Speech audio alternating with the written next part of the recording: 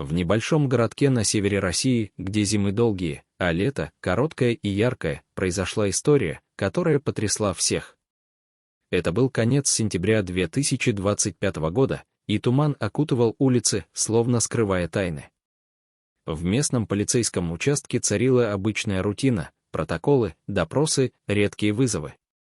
Но в тот вечер все изменилось, когда на пороге появилась она, хрупкая девушка лет 16, с бледным лицом и глазами, полными печали.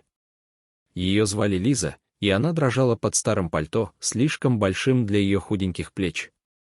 Дежурный сержант Алексей Кравцов, суровый мужчина с проседью в волосах, взглянул на нее скептически. «Ну что, девочка, заблудилась? Родители где?» Буркнул он, ожидая обычной истории о потерянном ребенке. Лиза молчала, сжимая в руках потертый рюкзак. Ее голос был едва слышен, когда она наконец заговорила: «Я пришла сдаться. Это я сделала, точка».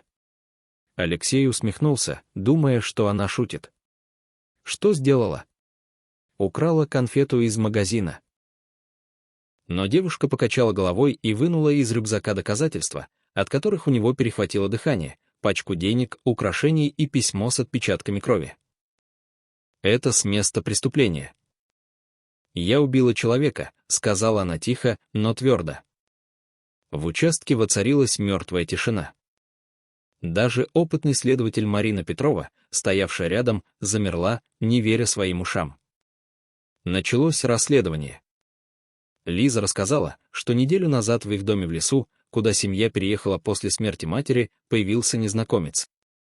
Он ворвался ночью, угрожая ножом ее младшему брату, 10-летнему Ване. Ее отец, слабый и больной, не мог защитить их. «Я схватила топор из дровяного сарая и ударила его», — призналась она, опустив глаза. «Он умер. Я не хотела, но иначе бы он убил нас». Полиция была ошеломлена. Девочка, которую они приняли за обычного подростка, оказалась героиней, защищавшей семью. Но история становилась все запутаннее. Следы привели к заброшенному дому в лесу, где нашли тело мужчины. Идентификация показала, что это был беглый преступник Сергей Волков, осужденный за изнасилование и грабеж. В кармане у него нашли список адресов, включая дом семьи Лизы. Он явно планировал новую атаку.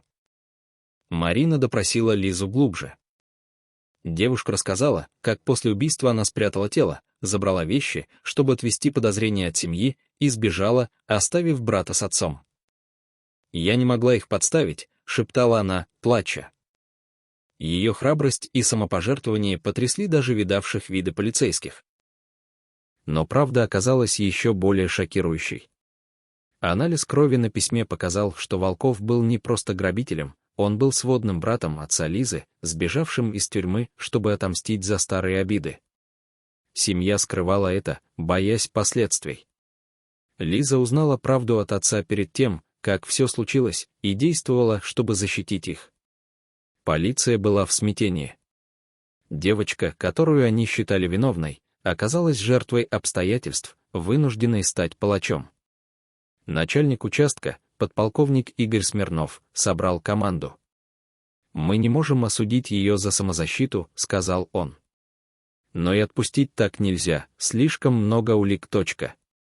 Решение пришло неожиданно. Лиза согласилась дать показания против преступной сети Волкова, что помогло полиции раскрыть крупный синдикат. Взамен ей и ее семье предоставили защиту и новую жизнь под чужим именем. Суд признал ее действия оправданными, и дело закрыли, но город шептался о девочке с топором, как о легенде. Марина, тронувшаяся судьбой Лизы, стала ее наставницей. Она помогла девушке поступить в школу и найти работу, чтобы поддерживать брата и отца. Через год Лиза написала книгу о своей истории, назвав ее «Тень в лесу», которая стала бестселлером и вдохновила тысячи людей. Полиция, сначала шокированная, теперь гордилась ею. Ее случай стал символом силы и мужества, доказав, что даже самая хрупкая внешность может скрывать стальной характер. Вечером 20 сентября 2025 года, Когда туман рассеялся, Лиза стояла у нового дома, улыбаясь брату, зная, что правда сделала ее свободной.